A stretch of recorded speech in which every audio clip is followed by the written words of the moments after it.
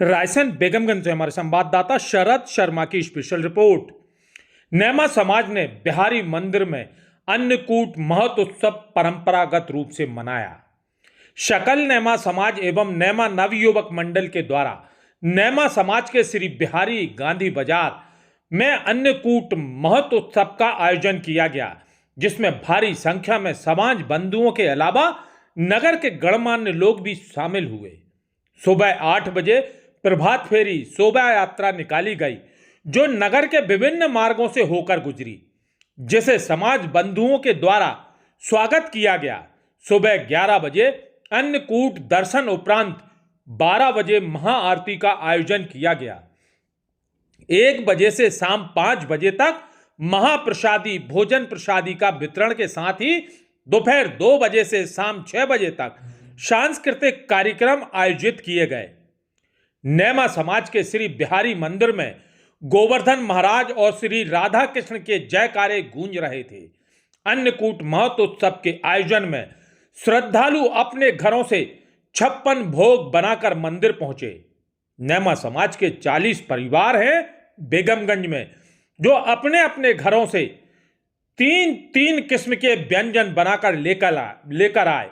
पंचामृत से अभिषेक व पूजन कर गोवर्धन महाराज की परिक्रमा लगाई गई।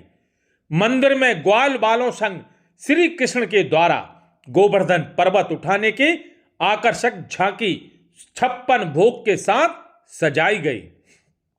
महिलाओं के द्वारा हरे राम हरे कृष्ण के संकीर्तन पर झूमते गाते श्रद्धालुओं ने भक्ति भाव के साथ अन्नकूट महोत्सव मनाया।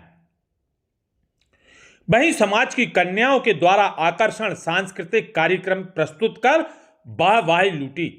कार्यक्रम में विशेष रूप से पूर्व कैबिनेट मंत्री ठाकुर रामपाल सिंह राजपूत के ज्येष्ठ पुत्र दुर्गेश राजपूत भी शामिल हुए। नेमा समाज अध्यक्ष संतोष नेमा, सुनील नेमा, बल्लू नेमा सहित समस्त नेमा समाज ने बढ़ चढ़कर भाग लिया। कार्यक्रम का सफल संचालन आरजी नेमा के द्वारा किया गया।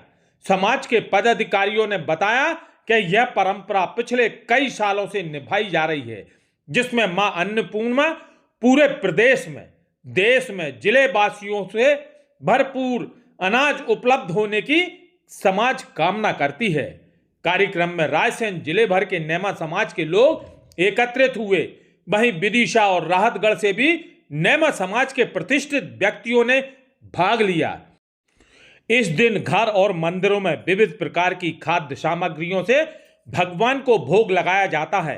इस दिन गोबर से गोवर्धन की आकृति बनाकर उनके समीप विराजमान कृष्ण के सम्मुख गाय तथा ग्वाल बालों की रोली, चावल, फूल, जल, मोली, दही तथा तेल का दीपक जलाकर पूजा और परिक्रमा की जाती है। इसके बाद 56 तरह के भोग लगाकर पूजा करने के बाद श्रद्धालु घरों से तरह तरह के पकवानों का आनंद लेते हैं। ग्रामीण क्षेत्र में अन्नकूट महोत्सव इसलिए मनाया जाता है क्योंकि इस दिन नए अनाज की शुरुआत भगवान को भोग लगाकर की जाती है। इस दिन गाय, बैल आदि पशुओं को स्नान कराकर धूप, चंदन तथा फल फूल माला पहनाकर पूजन की जाती है और गौ माता को मिठाई खिलाकर उनकी आरती उतारते हैं। अन्नकूट महोत्सव का महत्व: अन्नकूट पर्व मनाने से मनुष्य को लंबी आयु तथा आरोग्य की प्राप्ति होती है।